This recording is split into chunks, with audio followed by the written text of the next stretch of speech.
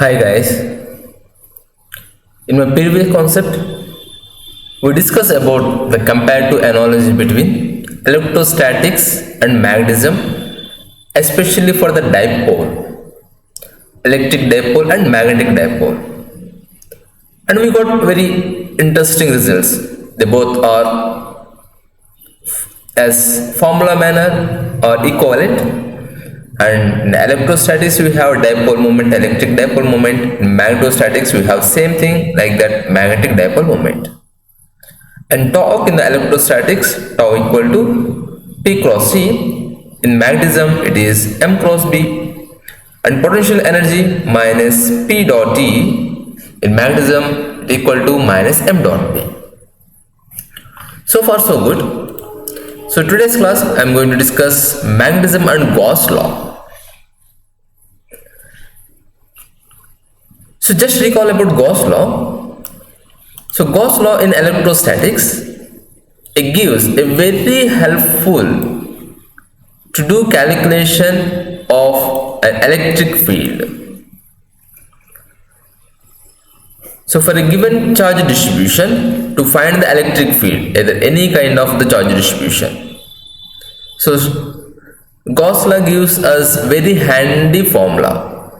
So with the help of Gauss law, we found the electric field due to a sphere or a cylinder or an infinite sheet of charge or a line charge and all. So Gauss law says that the closed integral of E bar dot ds. So there I have taken ds as area vector equal to q upon epsilon naught. So here the charge is supposed to be enclosed. So this word is very important while we apply Gauss law. So just recall how Gauss law changes. Suppose here I am having a situation, the problem is like this. Let us try to apply Gauss law to different surfaces which have shown in the figure. So if I apply Gauss law to these different surfaces S1, S2, S3 and S4. So in the given figure you can see surface S1, S2, S3 and S4. Four surfaces are given. How Gauss law gives us the end result. For surface S1, so here it is the surface S1, so I can highlight it here. For surface S1, how we can write the Gauss law? Closed integral E bar dot ds. Here the Gaussian surface is encloses only positive charge. So there equal to, we need to write that charge enclosed here equal to q upon epsilon naught. Here the supposed to be positive charge plus q upon epsilon naught. So that is for surface S1. What about for the surface S2? So surface S2 is encloses the negative charge. So apply the Gauss law here. Closed integral of E bar dot ds is vector equal to, in this case, minus q upon epsilon naught. Here the minus q is charge enclosed. So the Gaussian surface in this case encloses negative charge. So that's why we need to mention there it is minus. Now interestingly you can see the surface S3. More careful at here. Now to surface S3, what is the Gauss law? Give the answer. Integral E bar dot ds, closed integral E bar dot ds equal to, what shall I write it here? Is there any charge is enclosing it here? The answer is no. There is no charge enclosed it here. And not only that, if you can observe this Gaussian surface carefully, how many flux lines are entering through the surface, so those many flux lines are leaving through the surface. So I can highlight that Gaussian surface. So in this surface S3, so there is no charge enclosed. That is sufficient to write at here 0. It's 0, no result. So the total flux enclosed by the surface equal to 0. Now what about the surface S4? Now surface S4 this time includes the total distribution of the charge. Now surface S4 is having both combination of positive charge and negative charge. So if that is the sum of the positive charge and negative charge, how can I write the Gauss law? Close integral E bar dot ds 4. I wish I would like to mention these are the numbers S1, S2, S3, S4 like that, equal to here the net charge enclosed. So the net charge enclosed here, it is positive charge minus negative charge upon epsilon naught. So in this case, what's that? That Gauss's law gives that the sum of the positive charge and negative charge, the net charge enclosed by the surface, the net charge enclosed by the surface equal to 0. So I hope you got that meaning, how Gauss law gives or what the weightage of the charge enclosed by the surface. So that's why whenever we write the Gauss law for electrostatics, so we should be more careful about integral E bar dot ds bar equal to Q in upon epsilon naught. Here in means nothing but charge enclosed, charge inside the Gaussian surface. That's the meaning of that. So like this, the Gauss law gives different results in the electrostatics, depends upon the Gaussian surface what we consider. But when it comes to the Gauss law in magnetism, so Gauss law in magnetism gives the proof that there is no existence of magnetic monopoles. Suppose if I write the exactly the same way in the Gauss law in magnetism. So first I write that in electrostatics, integral E bar dot ds bar equal to Q upon epsilon naught, your charge enclosed. So when we try to write the equivalent in magnetism, so closed integral, in the place of E, we need to mention the B bar, and ds, elemental surface, we can consider Gaussian surface equal to, and when it comes to charge enclosed, so charge enclosed means in the place of charge, if I take that pole strength enclosed by epsilon naught, if I take like this. So this Q suffix M I am representing as magnetic pole strength.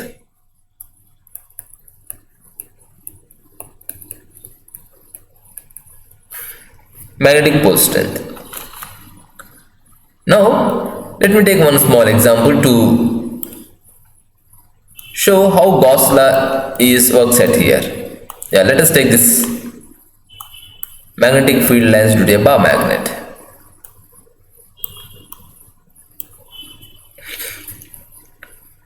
Now in this case, if we apply, so here the Gaussian surface what you selected at here, if I can highlight that Gaussian surface here selected, covers only south pole of the magnet. It is covering only the south pole of the magnet. I hope you got it. So when it covers in the south pole of the magnet, if you can closely observe that number of field lines which is passing through the Gaussian surface is equal to the number of magnetic field lines which are leaving the Gaussian surface. If how many field lines are entering through the Gaussian surface and those many field lines are leaving the Gaussian surface, if that both matches, then we can say that the net flux equal to 0. the flux net equal to 0. So if you apply at here in this case, so the Gauss law is supposed to changes as nothing will be there. It will be converts goes to simple equal to 0. Because in this case there is no, like this a case of a positive charge or negative charge. Here how in the above example which I discussed in the electrostatics, the third surface, the surface S3, the number of the flux lines which are leaving and entering through the Gaussian surface which we selected here is both are same. How many number of lines are entering through the Gaussian surface here? If you count, barely 1, 2, 3 lines are entering to the Gaussian surface and the same 3 lines are leaving the Gaussian surface. So the net flux through the Gaussian surface equal to 0. So likely if we can apply the same case at here, the net flux through this Gaussian surface equal to 0. So if I write the Gauss law in magnetism at this, it goes to close integral b bar dot ds equal to 0.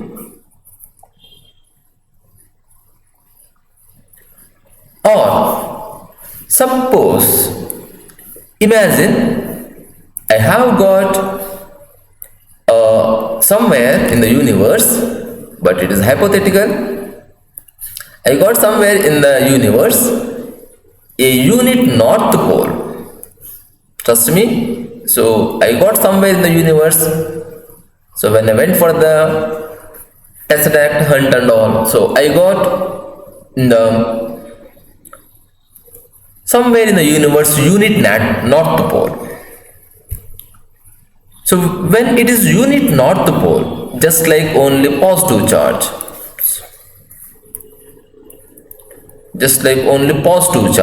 I got only unit north pole. Let it be. Now we know that positive charge electric field lines are going away like this. So when we apply Gaussian surface in this case, if I try to apply the Gaussian surface, if I can take a spherical Gaussian surface, so this spherical Gaussian surface which is enclosed by the charge q, so integral E bar dot ds bar equal to q upon epsilon naught. So Gauss law is valid at here. Now if I write the same to this Gauss law at here, since I am having unit north pole, so I can consider same a spherical Gaussian surface around the unit north pole. So I can get that integral b bar dot ds bar equal to, so in this case if I get like that, so if the magnetic field lines are leaving like this unit north pole, if they are leaving, so in that case the Gauss law here in this case is not equal to 0. In that case only it is not equal to 0. But when we discuss in the magnetism basic element, the magnetism basic element is a magnetic dipole or a bar magnet or a current carrying loop or a current carrying element. So this is the basic element of magnetism. So it obviously comes with two charges. So if I draw the magnetic field lines, so they are go from the north pole, I am not drawing exactly, so they are go like that. And when you take Gaussian surface anywhere, suppose if you take Gaussian surface at here, and if that is the Gaussian surface which we consider, so the Gaussian surface, how many flux lines are entering and how many flux lines are leaving, they both are same. If you consider at here, or if you consider somewhere in the north pole at there, Or if you consider as a whole charge, if you consider Gaussian surface, means as a big one, as together.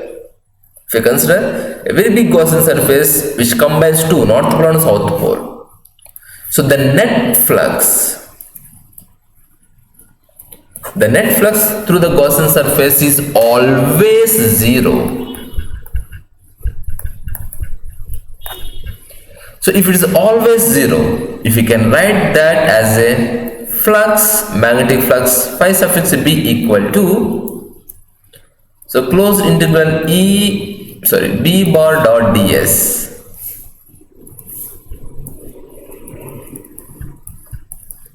equal to 0. So this is the very biggest change in the Gauss law in the electrostatics and the magnetism. So Gauss law in the magnetism, for a closed Gaussian surface, the net flux through the Gaussian surface is always 0. So I made a statement that here, the net magnetic flux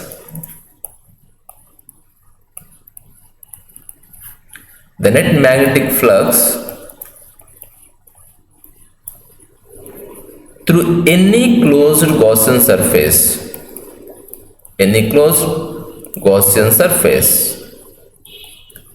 is 0. So this statement gives the evidence that,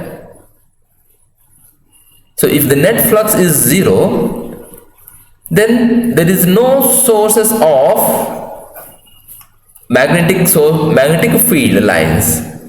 Suppose if you draw magnetic field lines for a bar magnet, anyway I am having it here, let me take that help.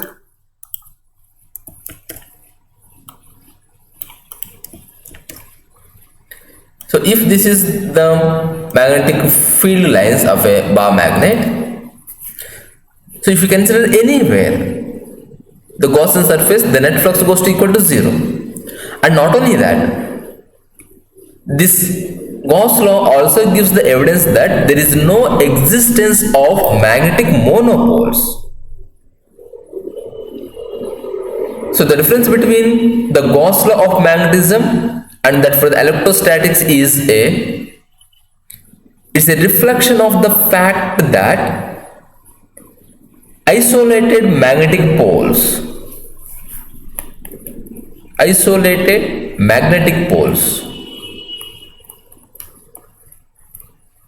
or this is also known as monopoles,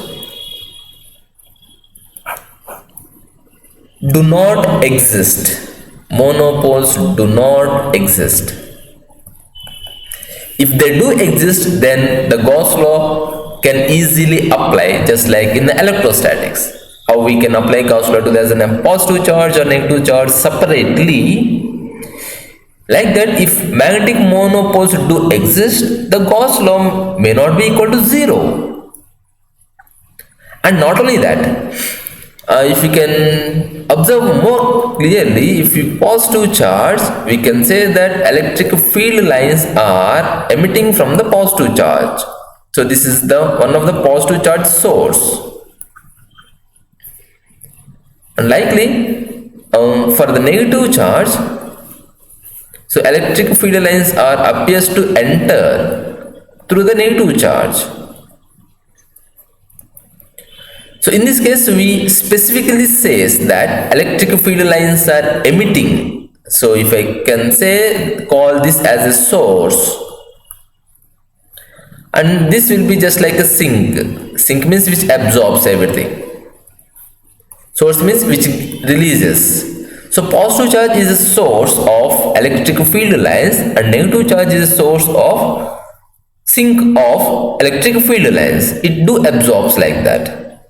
But when it comes to this magnetism, there is no source and sink. So that is the second proof for by using Gauss law and magnetism gives no sources and sink.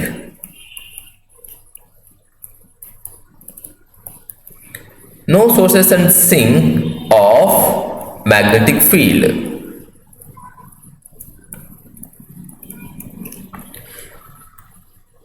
So we cannot say clearly from where these magnetic field lines are generating and where these magnetic field lines are closing also, because particularly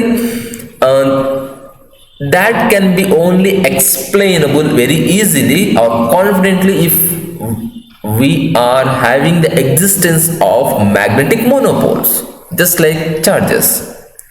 But here the very basic element in the magnetism is like a current carrying solenoid or a bar magnet or current carrying element. So this is the simplest magnetic element, just like a dipole or current carrying loop. So that is only the simplest magnetic element. Since there is no existence of source and sink, then we cannot say the origin of the magnetic field lines from a bar magnet or current carrying loop. Just we can draw the magnetic field lines pattern, especially when it is entering inside through the south pole and leaving through the north pole. So this is the major difference between Gauss law in the electrostatics and the Gauss law in the magnetism. So Gauss law in the magnetism gives the evidence that no existence of magnetic monopoles, that leads to no source and sink of magnetic field lines. Means we cannot predict from where this magnetic field lines exactly originating, exactly pinpointly they are starting and exactly where they are ending. So that experimental or that mathematical proof formula we can get a closed integral b bar dot ds equal to 0, which is known as Gauss law in magnetism. Very simple and easy law. Let us try to apply these two different cases and try to understand how much we can able to apply the Gauss law to the different situations. So this is one of the example which I thought to necessary to discuss to understand much more about magnetic field lines and about its source and application of Gauss law to the given case. So the problem is given like that. There are certain diagrams are given. They are showing magnetic field lines and that field lines are showing wrongly. And we have to point out what is the wrong with them. Some of them may describe the electric field lines correctly, point out which ones. So among that, electrostatic field lines. So let us try to apply what we learned about the Gauss's law in magnetism and try to identify why it is the diagram is wrong. The first figure, if I take this as figure A, so by seeing this figure, since they are telling these are the magnetic field lines, and this figure shows that these magnetic field lines are originating right at here. So just like positive charge, the magnetic field lines are just they are drawn like that. They are originating from a point. But what we learned in the magnetism, there is no magnetic monopoles. No monopoles and no source and sink. When it comes to magnetism, there is no source of originating the magnetic field particularly.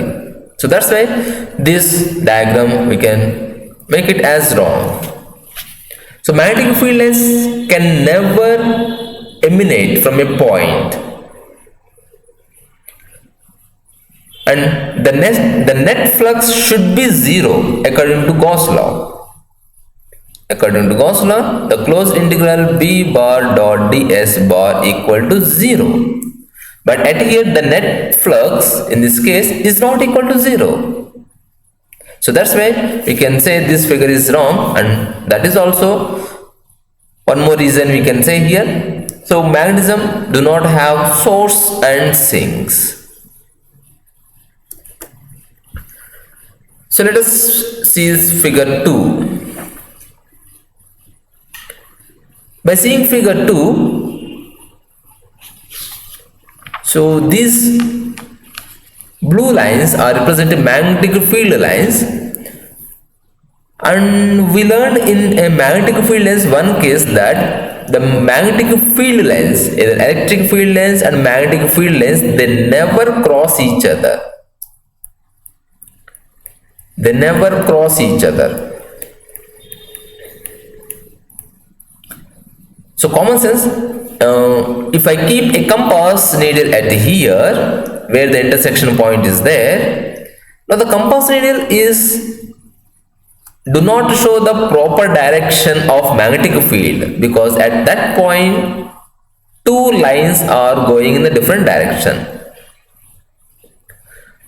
So that's the reason the magnetic field lines do not intersect each other. So here the diagram is drawn like that, so they are intersecting each other. So this diagram also wrong.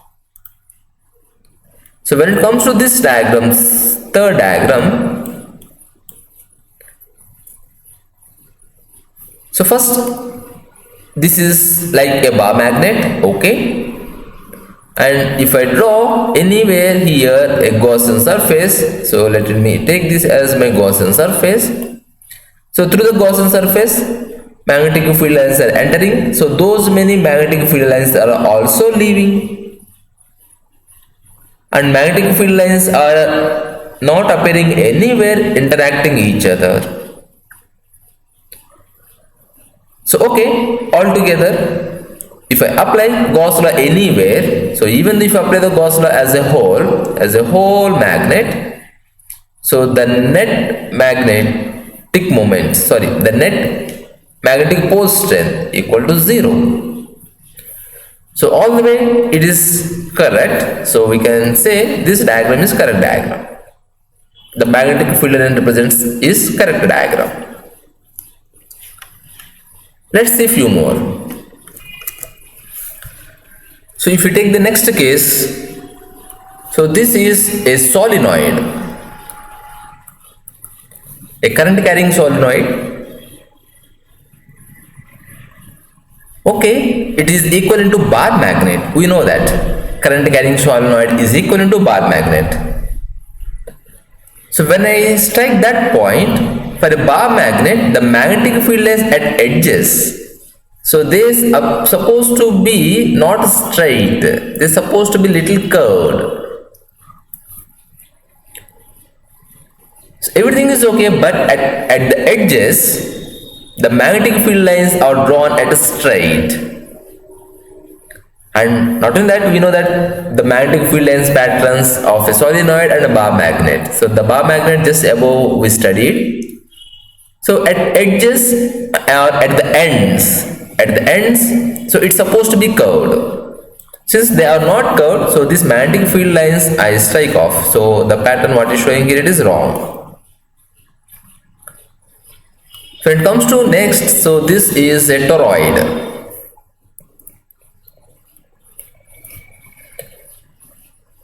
or a current carrying coil.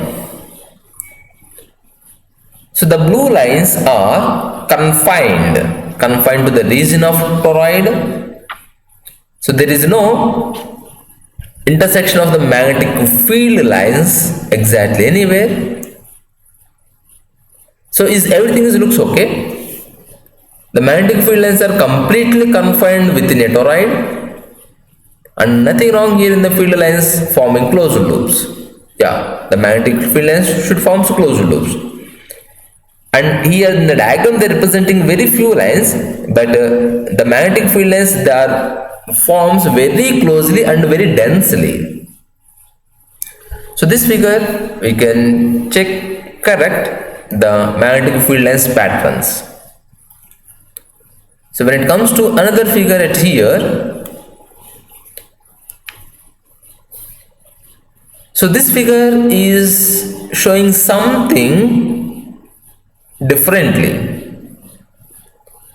So this is as like acting in the figure as positive charge, and this like is acting as negative charge, or positive plate or the negative plate. So when it comes to magnetism, no separate monopoles, that is strictly no monopoles. No monopoles, but here it is appears to like monopoles, and it is not like a bar magnet, not a dipole. It's not magnetic dipole. They are separately have taken. So what the wrong you can say here? The field lines cannot possibly represent magnetic field lines.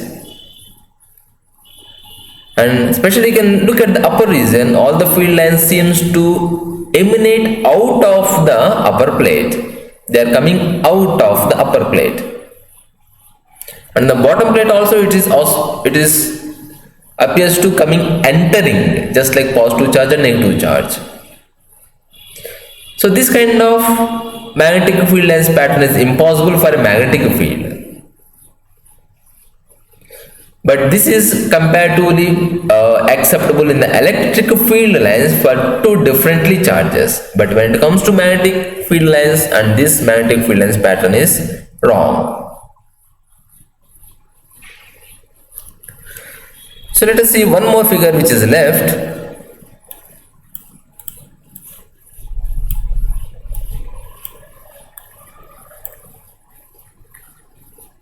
This is a U-shaped magnet or horseshoe magnet. And to the horseshoe magnet, they are highlighted at north pole and south pole correctly.